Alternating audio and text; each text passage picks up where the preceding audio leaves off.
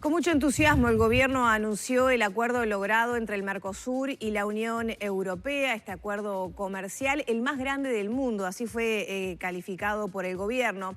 Pero bueno, ¿cómo va a afectar o favorecer a la población uruguaya? ¿Qué significa que Uruguay tenga que pagar menores aranceles o cero arancel en algunos de sus productos?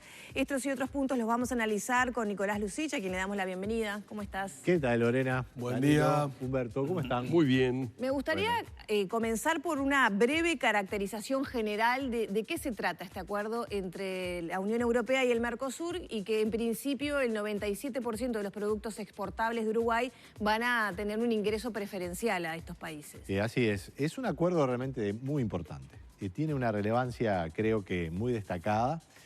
Y es de esas cosas que pueden tener en lo inmediato un impacto no tan ostensible, tan claro, pero en el mediano y largo plazo pueden cambiar realmente mucho las condiciones de la economía uruguaya, porque nos asociamos a uno de los principales bloques económicos del mundo, con una capacidad de producción realmente muy diversificada, con un desarrollo como tiene la Unión Europea realmente muy potente en muchas cosas, de manera que realmente va a ser, lo escribí en el diario El País en este fin de semana, un sacudón comercial.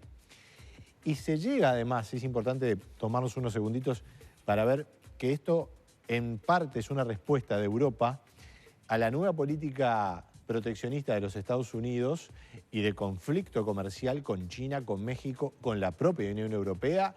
Donald Trump ha desplegado conflictos por todos lados para proteger su propia economía, su industria, en un giro que ha dado Estados Unidos.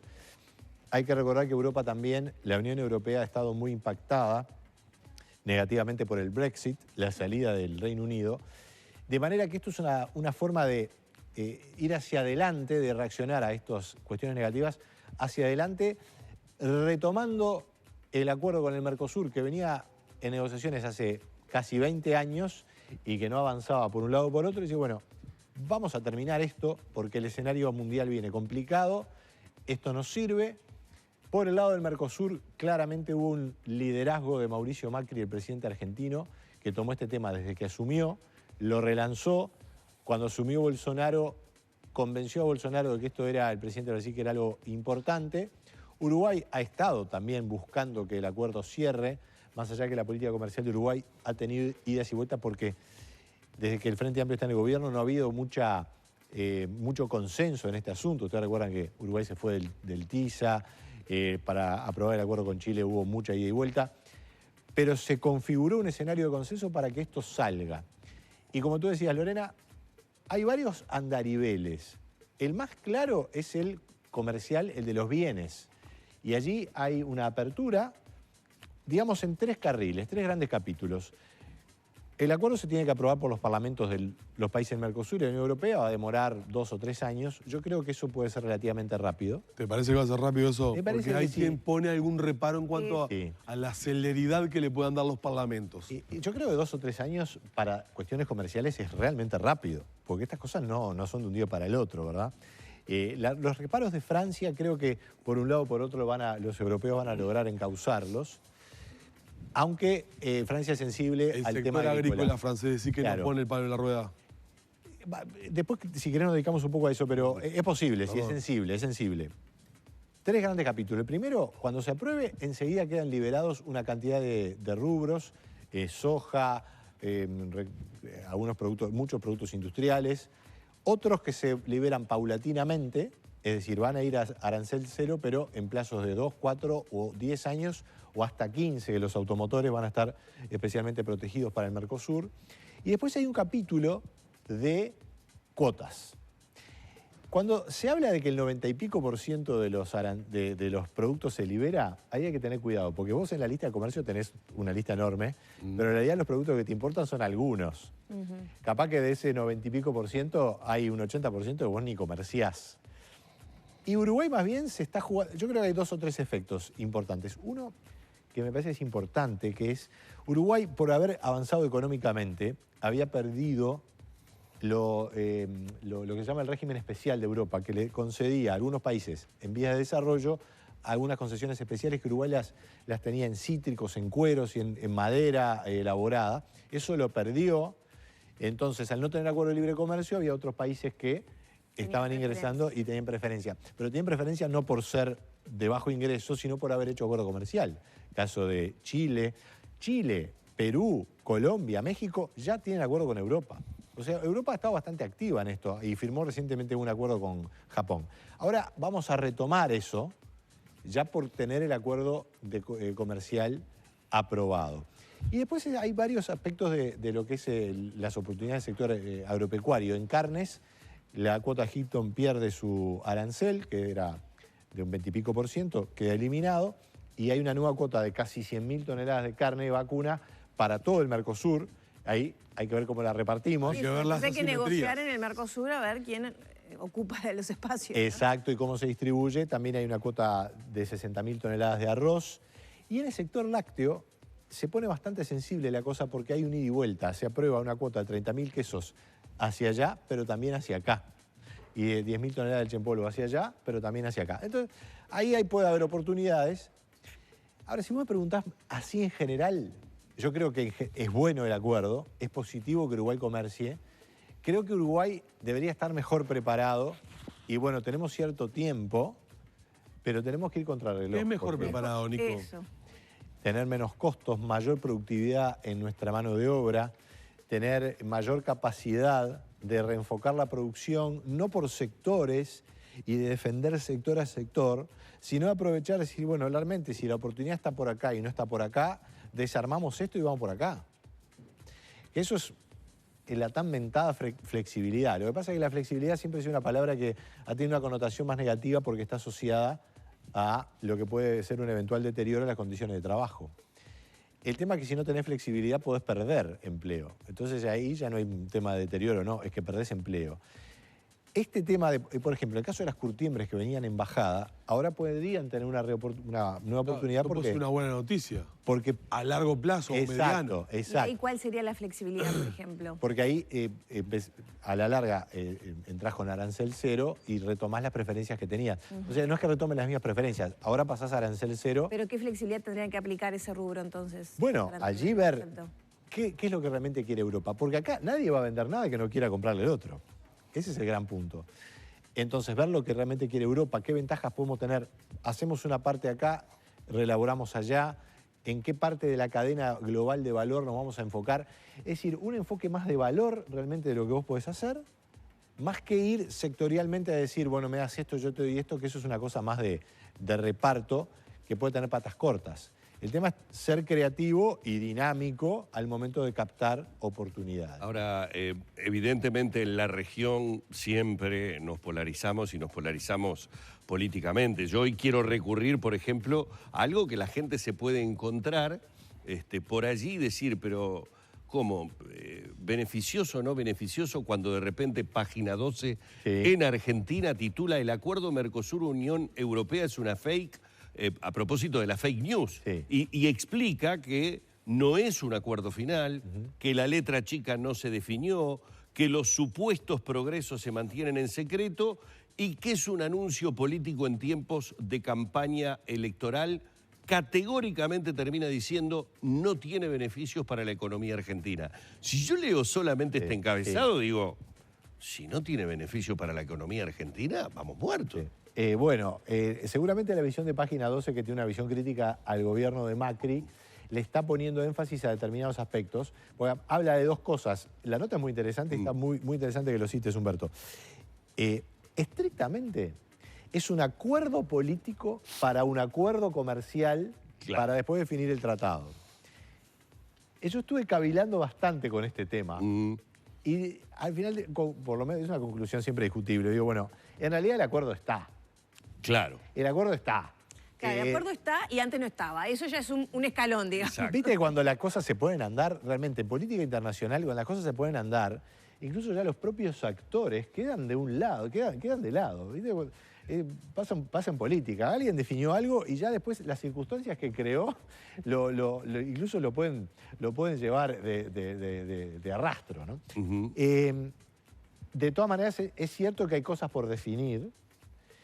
Y es un acuerdo que tiene acotaciones, tiene unas ciertas limitaciones, por tratarse de quien se trata. Estamos hablando de Mercosur, que es una potencia agrícola, y ahí vamos un poco a lo que preguntaba Danilo. En Europa, realmente la parte agrícola es muy sensible, particularmente en Francia, donde está muy, muy presente políticamente. Contrariamente a lo que pasa en Uruguay, que acá en Uruguay nos peleamos siempre entre la gente de la ciudad y del campo, que dice, bueno, los del campo son todos unos chillones, y acá lo que importa es el mercado interno, y en el campo te dicen las exportaciones. En Francia no, tienen un peso tremendo. Le pays sont les paysans, dicen Sí, los franceses. sí, El claro. país son los paisanos. Bueno, en realidad tienen la misma raíz la palabra. Pero tienen un peso tremendo en Francia. Claro, además el propio ciudadano urbano, el parisino o el que está en Lyon, sabe que es importante mantener la producción. Hay que recordar las movilizaciones que hicieron Sí. hace un tiempo atrás, Sí, sí. que taparon de camiones Claro. y de frutas Sí, y de sí. verduras París. Son muy activos. Entonces, ¿qué pasó? Francia, para firmar el acuerdo, Macri, el Mercosur y los líderes europeos lo convencieron de que Brasil se va a venir a cumplir el Acuerdo de París para combatir el cambio climático, y ahí hubo esa transacción. Bueno, firmamos esto otro. Lo que pasa en Francia además es que hay distritos políticos y en algunos lugares hay unos pocos votos que son agrícolas de productores y tiene el mismo peso a veces en la Cámara que una gran Claro. ciudad. Entonces ahí hay un tema también político. Lo que tiene que tener mucho cuidado Uruguay, y está en el acuerdo, es de que Europa no nos exporte bienes subsidiados. Y ese es un tema que durante mucho tiempo Uruguay insistió. Ustedes seguramente recuerdan, o Humberto capaz que tiene un poco más de... Experiencia. Vos y No de yo, memoria, vos y sino yo de... juntos hasta la no de muerte. memoria, Digamos sino de años. Sí, de años. Del grupo de Cairns. Sí. La verdad, el grupo de Cairns se juntaban Australia, Nueva Zelanda, Uruguay, Argentina, y decían, bajen los subsidios agrícolas, bajen los subsidios porque Europa producía excedentes. Eso quedó un poco de lado con los nuevos acuerdos globales, etcétera, pero está más presente que nunca ahora, porque si Europa nos exporta mercadería subsidiada, realmente puede hacer mucho daño, particularmente en lácteos. Claro. El acuerdo dice que se abre un capítulo para que eso se revise. Ahora hay que ver realmente pues cómo se aplica. Europa además ya es un gran inversor en América del Sur. En Brasil, en Argentina, en Uruguay. Es el mayor inversor en la región. Ustedes recorren telecomunicaciones, hay empresas europeas. En la celulosa más de la mitad se va para Europa. Celulosa, claro. En muchos sectores del agro, en sectores de servicios, hay mucha inversión europea ya hoy en Uruguay, turismo, etcétera. Entonces, lo que yo también me pregunto es el alcance que puede tener para Uruguay, que sería la pretensión de esto, y por eso, digamos, hay que ver cómo anda el acuerdo, la posibilidad de que haya empresas uruguayas que se desarrollen, exporten y acumulen capital y puedan incluso hacer negocios en Europa. Eso sí que sería una versión más profunda del acuerdo. Hay que ver si eso se logra o no. Está todo el capítulo servicios y allí se firmó que tanto la gente de América del Sur en Europa como los europeos aquí pueden competir en las compras estatales a la par. Y esa competencia sí que es dura. Es dura. Esa es dura porque ahí Europa tiene mucha fuerza. Y bueno, es posible que alguna empresa uruguaya pueda competir en algo en Europa, como no. Pero hay que tener espalda vocación ancha. comercial. O sea, hacer negocio. A veces yo creo que la discusión en Uruguay se pone un poco naif en el sentido de que las cosas pasan naturalmente. Y hacer negocios es complicado. Hay que estar allí. De cada 10 sale una y con suerte. Entonces, y si los otros son más agresivos que vos o tienen más capacidad. ¿Y ahí qué necesitamos? ¿Un empresariado con mayor profesionalismo a la hora de hacer esos negocios? ¿Un gobierno que esté más a la par, digamos, de abrir puertas concretas, ¿no? Bueno, yendo a la Para que campaña no- política, se ha criticado mucho el servicio diplomático de Uruguay en estos años, ¿no? Sí. En cuanto a los acuerdos comerciales, Sí. me refiero. La verdad es que la Cancillería uruguaya este tema lo ha tomado con mucha fuerza. Y bueno, ya en un momento estaba bastante frustrado Nino Noboa con todo esto, hasta que surgió esta suerte de alineamiento de los planetas que permitió que el acuerdo salga. Tiene que ver, digo yo, para Sí. entender un poco, porque hablamos de 20 años de negociación Sí. que se destraban aparentemente mágicamente. ¿Puede tener que ver el proteccionismo de Trump y una respuesta rápida desde Europa a Sí. tratar de paliar? Porque digo, Tal cual. si no se entiende este destrave, que insisto, Sí. tiene muchos puntos no claros todavía. De hecho, Marcelo Abdala ya ha salido a decir que ha pedido una reunión Sí. con Privada. Cancillería privada, porque quieren tener detalles de lo que no se conoce mucho. De los mecanismos. Pero que todo, ya ¿no? a priori dice, no fuimos consultados, no sabemos nada y esto no lo vemos con buenos ojos. Es claro, es la posición de PIT-CNT, interpretando un poco, no lo leí en detalle, pero seguramente tiene que ver con esa posición histórica de la izquierda y del sindicalismo es no primaricemos la economía, defendamos nuestra industria y defendamos al Estado. Exacto. Con esa posición no avanzás en ningún acuerdo en ninguna parte del mundo. Eso es lo que dijo es Asamblea, Unidad Popular dijo que ya vota en contra el acuerdo este. Claro, entiende partiendo de esa premisa. las palabras Claro. textuales de Abdala es que esa alianza estratégica, comercial y de innovación tecnológica siempre tienen un impacto sobre el empleo. Y al no conocer los detalles, ya es crítico sobre la manera en que en definitiva puede llegar a impactar sobre el empleo en nuestro país. Y después está la otra visión, es abramos el Uruguay y desarrollemos los sectores que consideramos competitivos, que son los sectores más bien del campo, y bueno, y si la industria tiene que competir, que compita. Son las dos grandes posturas. Obviamente el PIT-CNT defiende más la primera, porque además sus sindicatos están más vinculados a la industria y a los sectores más Pero no es un poco la tradicionales, línea ¿no? esa de justamente trabajar en el valor agregado de los productos. ¿Se perderían posibilidades? Yo te digo, creo que es sana la preocupación en ese sentido. Lo que no hay que olvidar es que si vos desarrollás mucha producción agropecuaria, generás mucho valor y oportunidades de agregar genuinamente valor arriba de eso.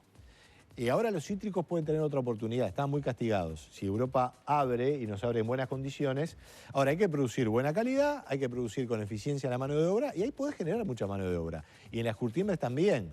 Ahora, hasta ahora la defensa era, dejen abierta igual la curtiembre como una reivindicación sindical, pero así no se llega a ningún lado. Igual es genuina la preocupación. Tampoco uno por arte de magia va a decir, bueno, se abre y el sector agropecuario va a resolver todo. Porque además está acotado, hay cuotas. Claro, ¿y qué pasa con los pequeños productores, no? Sí, hay una preservación de que las políticas para pequeños productores está garantizada y ahí no hay mayores cambios. Y también hay algunas garantías para los monopolios estatales. En fin, digamos que es un acuerdo que sacude al Uruguay. Y más allá de los alcances y de que todavía tiene más bien un tono político, pero ya hay mucho detalle, hay un comunicado de Cancillería, que lo tengo aquí, que realmente ya está totalmente lanzado el acuerdo.